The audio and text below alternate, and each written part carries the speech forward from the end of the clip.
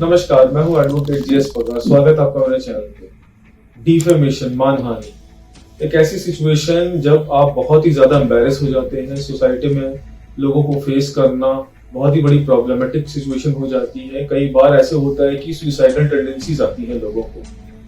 बहुत serious issue है मानहानि। डिफेमेशन का सिंपल लैंग्वेज में बात की जाए तो किसी की बेइज्जती करना। अब बेइज्जती दो किस्म से हो सकती है। लिबल का मतलब है लिख के, स्लैंडर का मतलब है बोल के।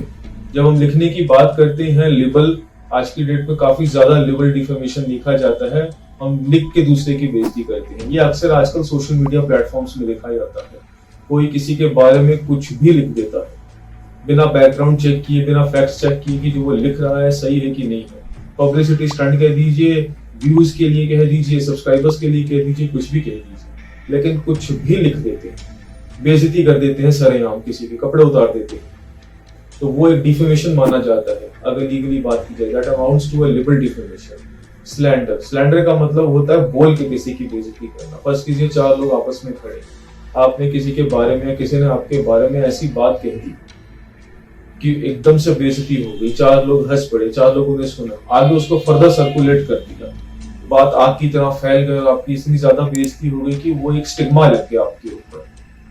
वो स्टिग्मा ऐसा लगा कि आप घर से बाहर निकले, ऑफिस जाए या कहीं पे भी जाए, वो स्टिग्मा आपको पीछा ही नहीं छोड़ता।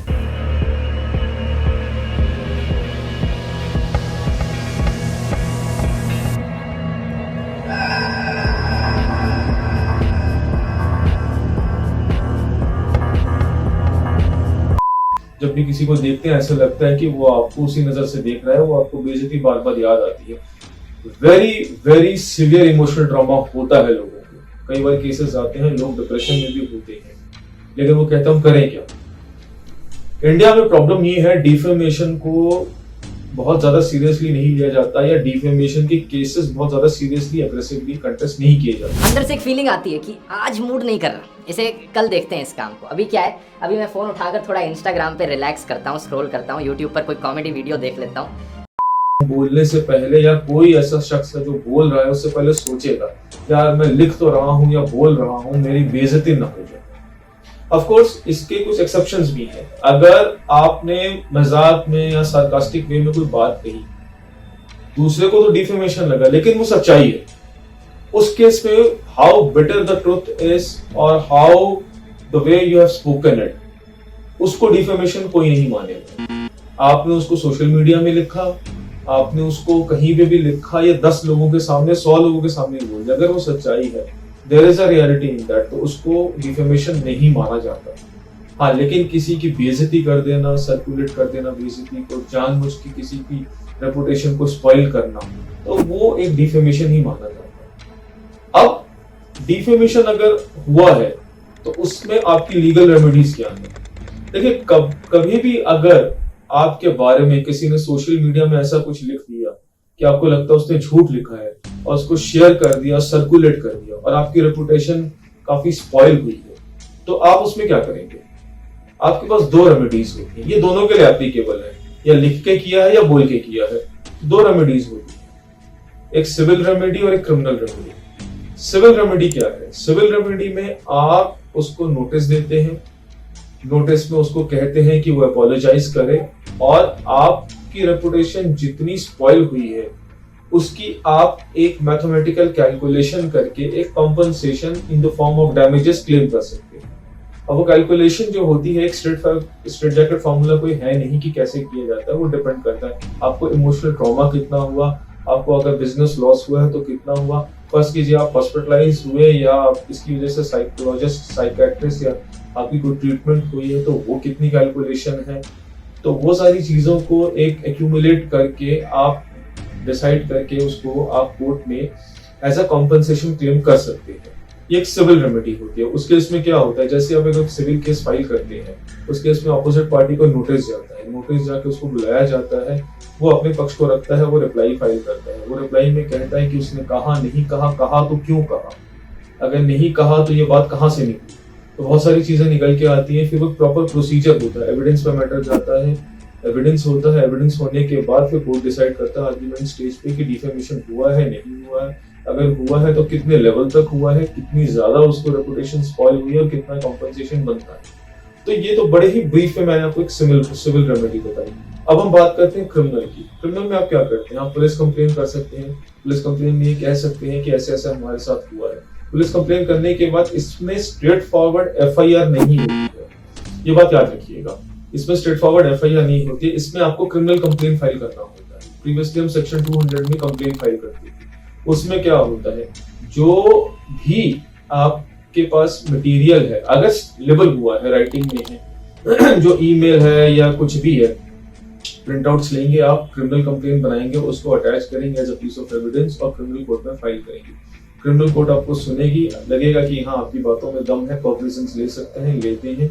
लेने के बाद आपके जितने विटनेस हैं उनकी पहले गवाही होती है। गवाही होने के बाद उनके स्टेटमेंट्स रिकॉर्ड होते हैं। स्टेटमेंट रिकॉर्ड होने के बाद कोर्ट को लगता है हाँ ये क्रिमिनल कंप्लेंट मेंटेनेबल है, तो फिर ऑपोजिट पार्टी को नोटिस होता है, समझ जाते हैं एज एन एक्यूज्ड, वो आता है, फिर वो एक ट्रायल पूरा चलता है। अगर साबित हो जाता है कि डिफेमेशन उसने किया है, इंटेंशनली किया है, आपकी रेपुटेशन को हार्म करने के लिए किया है, तो उस केस में उसको सजा भी होती है, प्लस फाइन होता है। तो दो मोटी रेमेडीज है, सिविल एंड क्रिमिनल। ये दोनों के अलग अलग प्रोसीजर्स हैं। आप चाहे तो कोई एक भी फाइल कर सकते हैं, आप चाहे तो दोनों इकट्ठे भी कर सकते हैं, आप चाहे तो सिविल ना करके क्रिमिनल भी कर सकते हैं, आप चाहे तो क्रिमिनल ना करके सिविल भी कर सकते हैं। दोस्तों, कॉन्स्टिट्यूशन ऑफ इंडिया में 19(1)(a) फ्रीडम ऑफ स्पीच है। इसमें एक केस हुआ था सुब्रमण्यम स्वामी वर्सेस यूनियन ऑफ इंडिया 2016 में। उसमें कॉन्स्टिट्यूशनल चेकअप किया गया था कि फ्रीडम ऑफ स्पीच तो सबको है, सबको अधिकार है कि वो अपने थॉट्स को एक्सप्रेस कर सकता, बोल सकता है, लेकिन एक लिमिटेड रिस्ट्रिक्शन भी है। इसका मतलब ये नहीं कि आपको बोलने का अगर गवर्नमेंट ने या कॉन्स्टिट्यूशन ने अधिकार दिया तो कुछ भी बोलना स्टार्ट कर देंगे, आप बिल्कुल किसी की भी बेइज्जती कर देंगे। तो there is a reasonable restriction given for the article 19(1)(a) for the freedom of speech. That reasonable restriction is that you cannot defame anyone. One of the element is that you cannot defame anyone. आप किसी को defame नहीं कर सकते। ऐसे ही एक case हुआ था जिसमें अभी रिसेंटली 2024 में ही उसका जजमेंट पास हुई है, मेधा पाटकर वर्सेस एलजी का, जिसमें मेधा पाटकर को 5 महीने की सजा भी हुई है और 10 लाख रुपए फाइन भी हुआ है। Medha Patkar happens to be an activist. उसने डिफेमेटरी स्टेटमेंट्स कही थी गवर्नर के बारे में, जिसके बाद उसके ऊपर केस हुआ था। केस होने के बाद वो केस प्रूव भी हुआ है and she was imprisoned for 5 months and 10 lakh rupees of fine also. So defamation अगर किसी ने किया है, बहुत सारे केसेस हमारे पास भी है डिफेमेशन के। हमारे पास मैट्रिमोनियल में भी डिफेमेशन के केसेस हैं। हस्बैंड वाइफ के बारे में या वाइफ हस्बैंड के बारे में सोशल मीडिया में बहुत कुछ लिख देते हैं, उसको सर्कुलेट कर देते हैं, याद रखिएगा वो भी डिफेमेशन है। अगर ऐसा कुछ सिचुएशन आपके लिए है, आप भी उसको डिफेमेशन स्टेटमेंट मान के उसके खिलाफ एक्शन ले सकते हैं। तो डिफेमेटरी स्टेटमेंट्स मत बोलिए किसी के लिए और सुनिए भी मत, बर्दाश्त भी मत कीजिए। अगर ऐसा कुछ होता है, वेदर इट्स अ लिबल और स्लैंडर, एक्शन है इसके बारे में, लीगल रेमेडीज है। और फर्दर इसके बारे में और भी कुछ जानना चाहते हैं या कुछ समझना चाहते हैं, हाँ एक चीज और मैं आपको इम्पोर्टेंट बता दूं कि कई बार हमारे पास लोग ये भी आके पूछते हैं कि सर जिसने डिफेम किया है या जिसने हमारे बारे में लिखा है वो तो कहीं और बैठा है, उसने वहां से लिख के फेसबुक में लिखा है, मैं यहाँ बैठा हूँ, तो मुझे केस कहाँ फाइल करना है?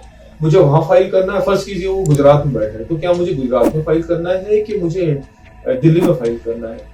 तो उस केस में ये क्लियर है कि आप यहाँ बैठे हैं तो आप यहाँ से भी फाइल कर सकते हैं, जुरिस्डिक्शन यहाँ से भी मिलेबल है, क्योंकि आपने यहाँ पढ़ा है, आपने उसको यहाँ पे एक्सेस किया है, तो you have a right to file here also उस चीज का।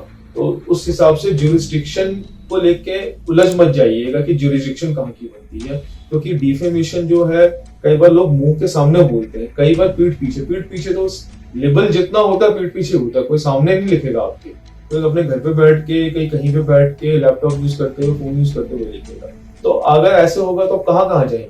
तो कोर्ट ये क्लियर करती है, एक्सेसिबिलिटी है तो आप वहीं से जुरिस्डिक्शन बना के कर सकते हैं। फर्दर कोई इन्फॉर्मेशन चाहिए, कोई जानकारी चाहिए, कुछ पूछना चाहते हैं, चैनल को सब्सक्राइब कीजिए, कमेंट कीजिए, लाइक कीजिए और हमें प्यार देते रहिए।